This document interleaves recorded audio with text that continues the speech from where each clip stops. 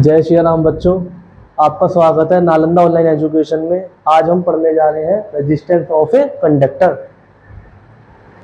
Resistance of a conductor क्या होता है? ये एक प्रॉपर्टी है, the property of a conductor. ये कंडक्टर की प्रॉपर्टी है, कंडक्टर की प्रॉपर्टी है resistance, due to which it oppose the flow of current. जो कि क्या करेगा?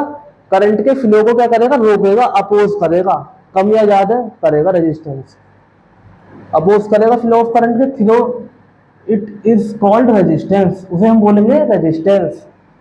ऐसा कंडक्टर जो करंट का अपोज करे वो क्या होता है? रेजिस्टेंस। रेजिस्टेंस का फॉर्मूला होता है resistance is equal to potential difference upon current. हमने ओम्स लॉ में पढ़ा था।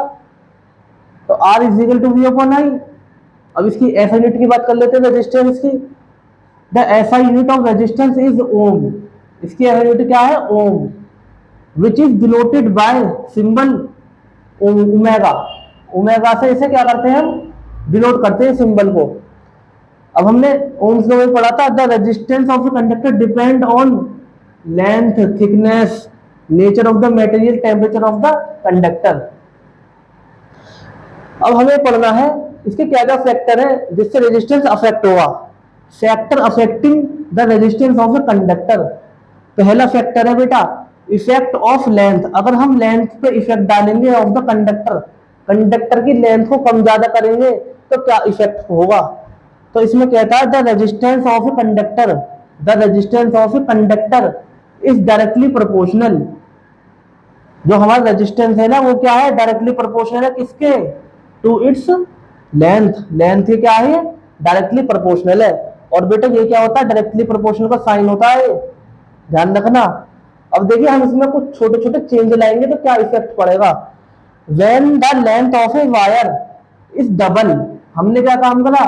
लेंथ की वायर को क्या कर दिया? पहले इतनी थी, फिर हमने डबल कर दी, ज्यादा कर दी। तो हमने क्या करा? लेंथ की वायर को डबल करा तो रेजिस्टेंस क्या हो जाएगा? Also get double. रेजिस्टेंस भी क्या हो जाएगा बेटा? डबल हो जाएगा।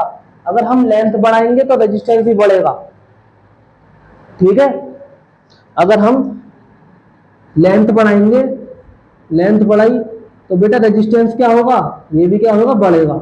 बेटा लेंथ बढ़ाएंगे तो रेजिस्टेंस ही बढ़ेगा, क्योंकि डायरेक्टली प्रोपोर्शनल है। इनवर्सली प्रोपोर्शनल होता तो उल्टा होता, रेजिस्टेंस बढ़ती तो लेंथ घटती। अब नेक्स्ट है हमारा the length of the wire is half.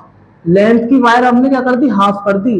Then its resistance get half. ये भी क्या हो जाएगा बेटा? हाफ हो जाएगा।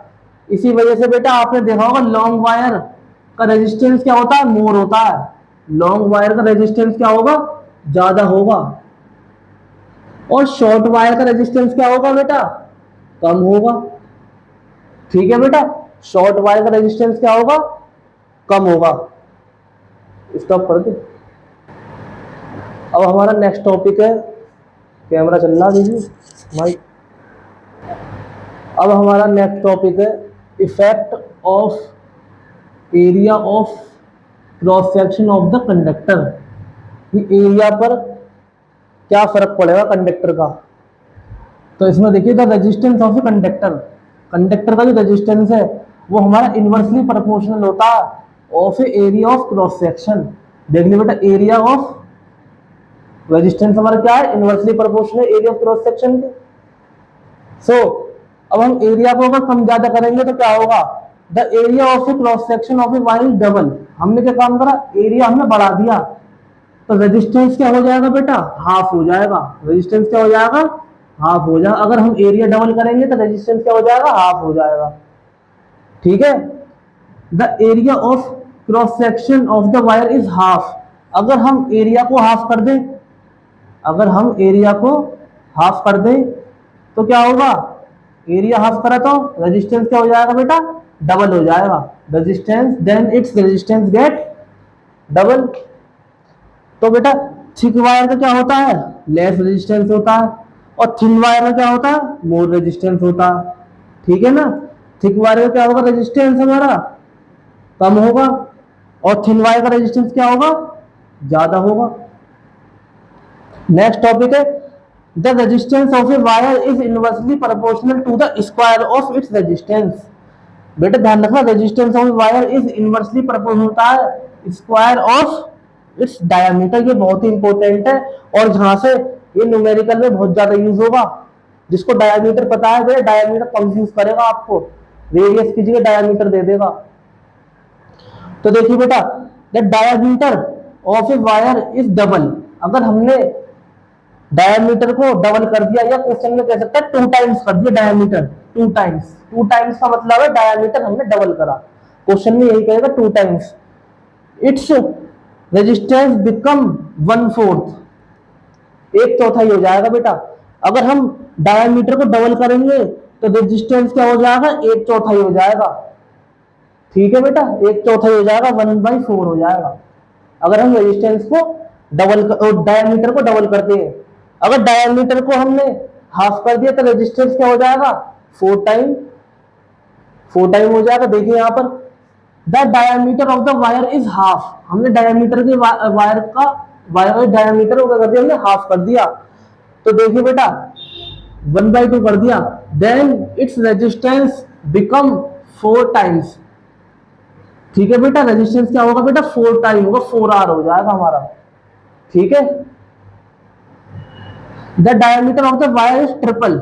जब अगर हम डायमीटर उसका ट्रिपल कर दे वायर का तो क्या होगा, अगर हम 3 टाइम्स कर दे, डायमीटर हमने 3 टाइम्स कर दिया, देन इट्स रेजिस्टेंस बिकम 1/9 हो जाएगा बेटा, 1/9 हो जाएगा। नेक्स्ट प्रॉपर्टी हमारा effect of nature of material of the conductor.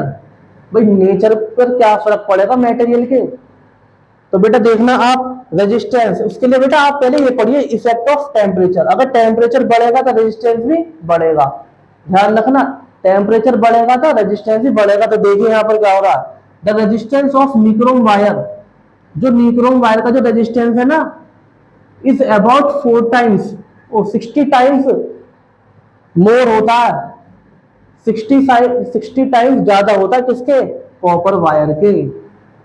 तो बेटा हम क्या कहेंगे, कॉपर वायर का रेजिस्टेंस क्या होता है, कम होता है एज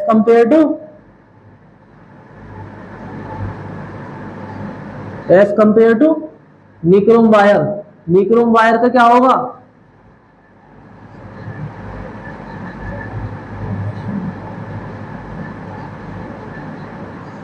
निक्रोम वायर का क्या हो जाएगा, 60 टाइम्स डबल होता है कॉपर से। कॉपर का रेजिस्टेंस कम होता है, निक्रोम का ज्यादा होता है।